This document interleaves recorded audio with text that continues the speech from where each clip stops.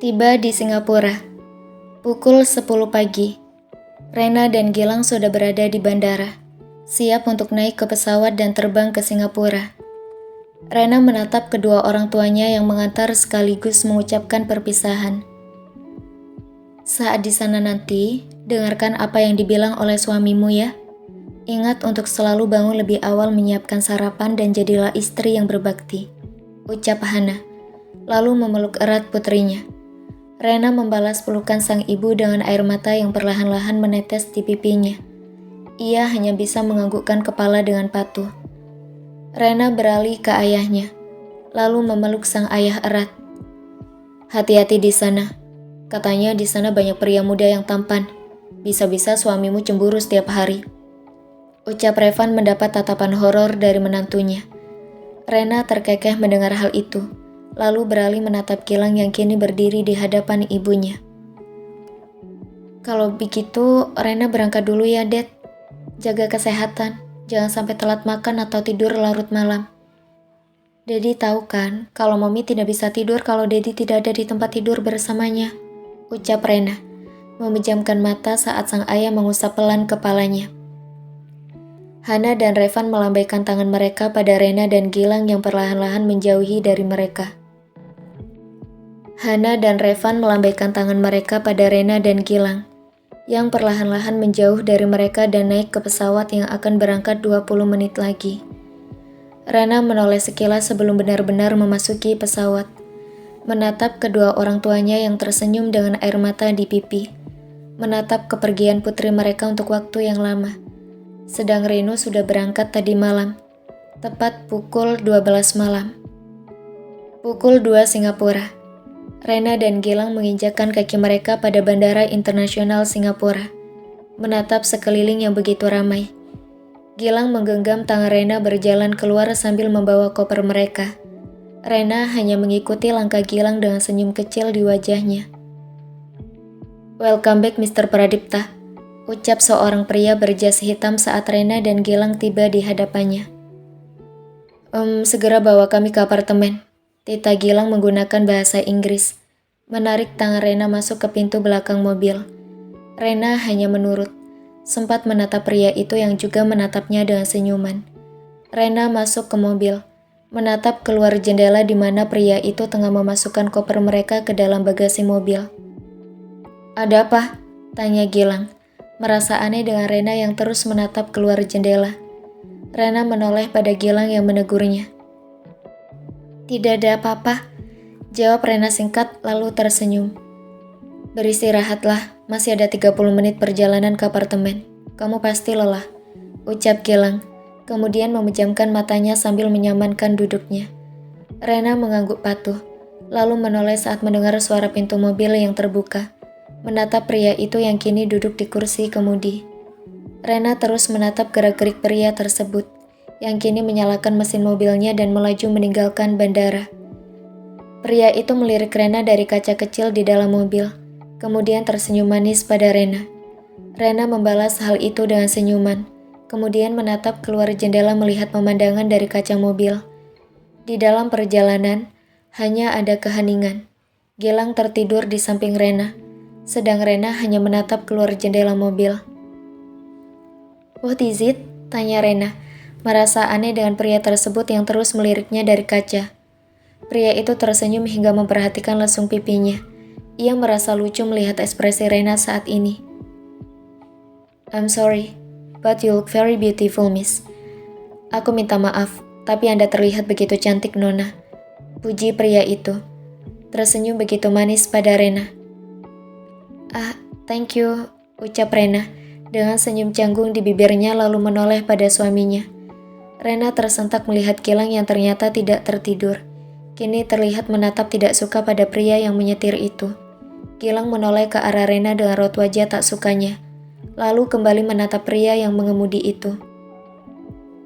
Jangan macam-macam, jika kamu tidak ingin aku keluarkan dari perusahaanku, sahut Gilang, membuat pria tersebut terkejut. Aku pikir kamu sudah tidur, Mr. Pradipta, sahut pria itu, membuat suasana di dalam mobil kembali canggung. Kenapa kalau aku sudah tidur? Kamu ingin terus merayunya? Tanya Gilang dengan nada ketusnya. Ada apa denganmu? Tanya pria itu, merasa aneh dengan nada suara Gilang. Jangan merayunya, tekan Gilang, lalu menarik Rena ke pelukannya mendekap tubuh mungil itu. Rena terkejut mendapat hal tiba-tiba tersebut, mendongak menatap Gilang yang kini terlihat begitu posesif.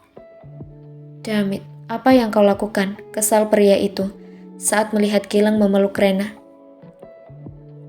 She's my wife, jadi jangan merayunya, geram Gilang, lalu mengangkat tubuh Rena hingga duduk di pangkuannya, memeluk erat tubuh mungil istrinya dari belakang. What the fuck? Are you serious? Jangan berbohong hanya untuk menutupi jika kamu masih melajang di usia 45 tahun. Geram pria itu, mulai terlihat sikap aslinya. Whatever, kamu mau percaya atau tidak, yang penting aku mengatakan kebenaran, ucap Gilang acuh. Pria itu menghembuskan nafas pelan, lalu kembali menoleh pada Rena yang terlihat kebingungan. I'm sorry, aku minta maaf untuk yang tadi. Dan perkenalkan, namaku Gildan, sahabat Gilang satu-satunya. Ucap pria bernama Gildan itu, melirik Rena dengan senyuman. Dan pria paling playboy, sahut Gilang. Gildan menghela nafas kesal mendengar sahutan sahabatnya.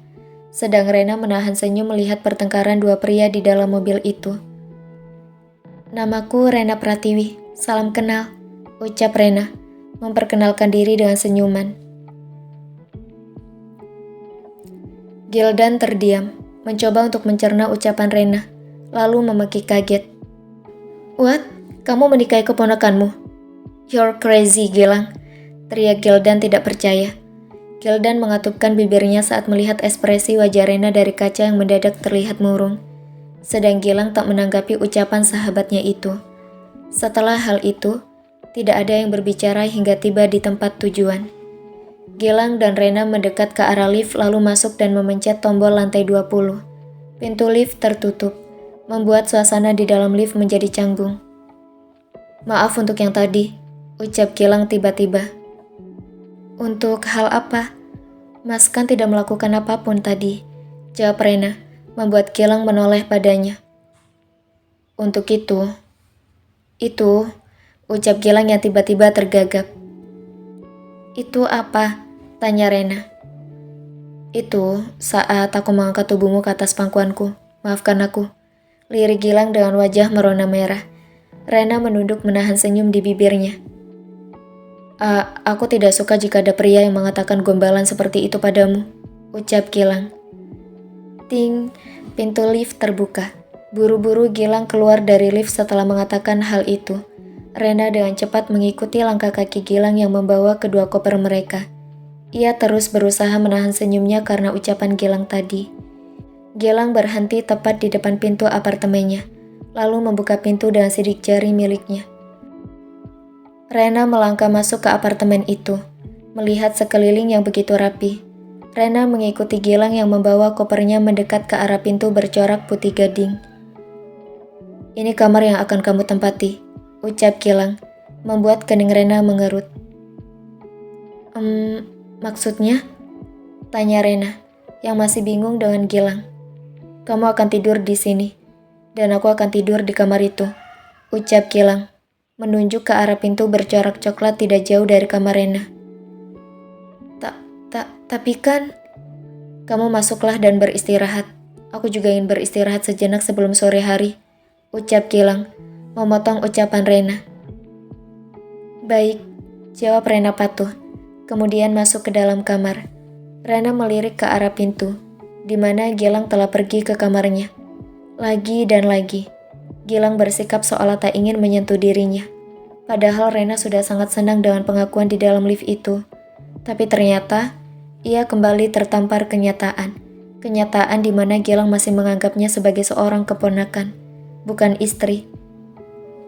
Kuatkan hatiku ya Allah, batin Rena, menyentuh dadanya yang terasa sesak.